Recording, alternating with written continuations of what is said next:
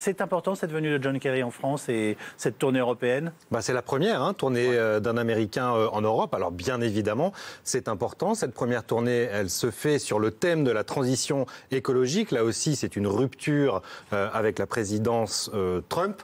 On a eu un John Kerry cet après-midi à Bercy avec Bruno Le Maire, très humble, venant expliquer qu'il était venu pour écouter, pour mobiliser, que les enjeux climatiques étaient trop importants pour les laisser à quelques pays et que tout le monde devait se mettre autour de la table. On a ce sommet évoqué par Elisabeth Guedel, très important, le 22 avril, où une vingtaine d'États qui représentent 80% de la production des gaz à effet de serre devront se réunir sur le chemin pour Glasgow. Glasgow, oui. Ce sera la COP26 en fin d'année, en novembre, un rendez-vous très important. Et d'ici là, des sujets compliqués vont être posés sur la table, et notamment cette question de la taxe carbone aux frontières, qui risque de créer quelques tensions avec certaines parties gilets jaunes du monde entier, unissez-vous de la planète, voilà, et notamment côté asiatique. Donc ce ne sera pas un long fleuve tranquille, mais la dynamique est lancée en tout cas. Alors vous pouvez nous rappeler le principe de cette taxe carbone aux frontières? Une taxe carbone aux frontières, on s'est rendu compte qu'en Europe par exemple, on a baissé énormément notre production de gaz à effet de serre. Ah oui. Beaucoup. Le problème, c'est qu'on a exporté en réalité ces émissions vers d'autres pays. C'est-à-dire que les produits polluants sont maintenant produits notamment en Chine, en Asie de manière générale.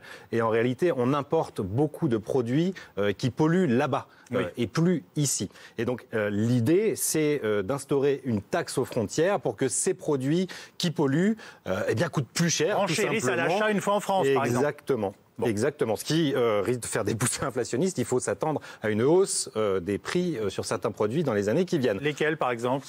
On a beaucoup sur l'électronique, notamment. C'est ce qu'on importe beaucoup venu de Chine, sur les téléphones, sur les télévisions. On a des voitures qui arrivent de plus en plus, venant d'Asie aussi, voilà, principalement. Dites donc, ça fait beaucoup de choses.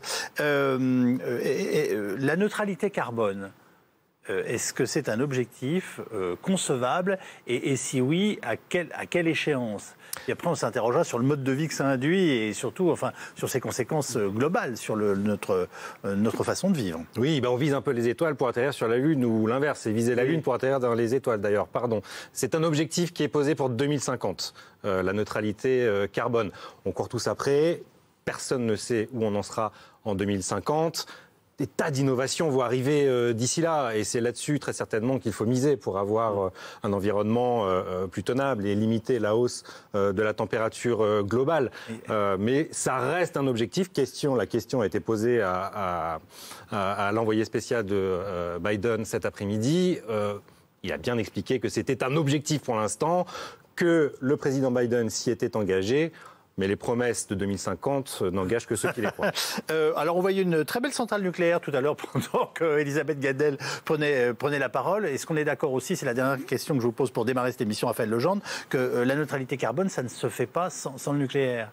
Évidemment. 40% des émissions de gaz à effet de serre, et c'est le charbon. C'est ça le principal sujet pour les émissions de gaz à effet de serre autour de la planète. Et c'est deux pays qui produisent la moitié des gaz à effet de serre, la Chine, 30%, les États-Unis, 15%. L'Europe, par exemple, c'est encore la moitié, 8% seulement. Évidemment, tout le monde doit s'y mettre, mais la production d'énergie carbonée, et notamment les centrales à charbon, sont le cœur du problème des gaz à effet de serre autour de la planète. Et ça, on ne changera pas en un claquement de doigts. La Chine fait des efforts, fait de gros efforts, à plusieurs dizaines de mini-centrales nucléaires prévues qui doivent être construites dans les prochaines années. Mais on ne change pas un mix énergétique comme ça d'un claquement de doigts. Donc évidemment, ça prendra beaucoup de temps.